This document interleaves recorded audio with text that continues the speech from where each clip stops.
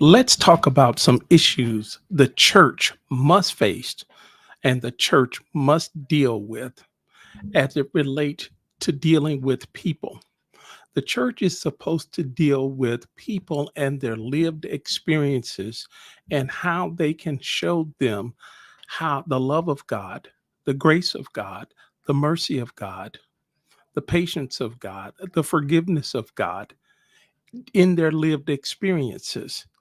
A lot of people are leaving the church because the church is not dealing with issues. And here are some issues that I think the church will have to face if it's going to move forward in the 21st century. And I'm confident that God will raise up a people that will deal with these issues to his satisfaction.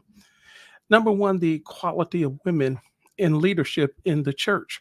Most of the church's idea about women came out of the Old Testament. They did not come from Jesus. That's why we have a very male centric church, is because we get our ideas that, first of all, God is a man, and God has a penis and God has a prostate, which is just a total screwed up idea of God. But we have this male image of God.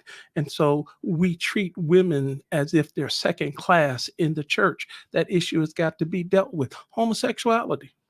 Can a homosexual can a homosexual be loved by God and be a Christian? And God sees them the way he sees other Christians. That issue has got to be dealt with. There's certain beliefs that the church that have got to be dealt with. This idea of hell, that God is going, Jesus Christ, when he comes back, that he's going to burn up two-thirds of all human beings in a torture chamber for the rest of their lives. Does the Bible really say that? If you go back to the original language of Greek and Hebrew and Aramaic, is the word hell ever translated to mean eternal conscious torment, this torment that Christians say non-Christians will endure? Church got to deal with that. Another one is penal substitution atonement, this idea of blood sacrifice, which is a pagan idea, which wasn't a Jewish idea. It was a pagan idea that came into Judaism, and it's been passed on to Christianity, that somehow Jesus had to shed his blood for our sins to get God to forgive us, because God has been mad at humans from the time of Adam to the time of Jesus. God was in unforgiveness. Does that belief hold water? Can you pay for forgiveness? Another issue is the infallibility of the Bible. The Bible is perfect. The Bible has no errors. The Bible has no translations. Even the translators, when they translated the Bible, they had no agendas when they were translating the Bible. People are questioning the fact that we say the Bible is infallible. It has no errors. The church has got to deal with that issue. Eschatology, which is end time prophecy, which is basically taught in the United States of America.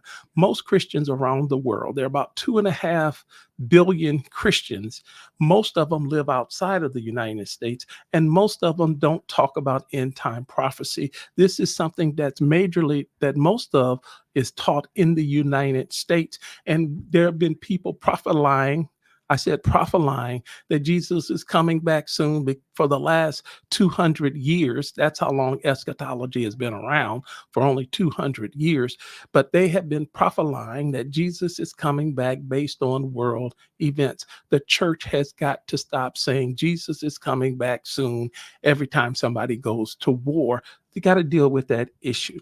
And the love in the church. This is why a lot of people are leaving the church, because the church has turned into a courtroom and not a hospital. Hospital was for hurting people. Hospital says, we're here to heal you. We have compassion for you. Jesus Hospital, we have forgiveness for you. We have grace for you. We have mercy for you. We have restoration. We have reconciliation. That's what Jesus Hospital is for. But instead, we've turned it into a courtroom where you're accused, where you're judged, where you're condemned, where you're punished, where you're exposed, where you're criticized, and people don't want to go to a church that's no different than a courtroom where we're always pointing our fingers at the accused. And the last issue that I think the church has got to deal with is racism. It's still the most segregated hour in the United, especially here in the United States. The most segregated hour in the United States of America is still the Christian church. The Christian church was born in racism. It survived in racism. It has thrived in racism, and it's going to die in racism. The church has got to deal with our issues.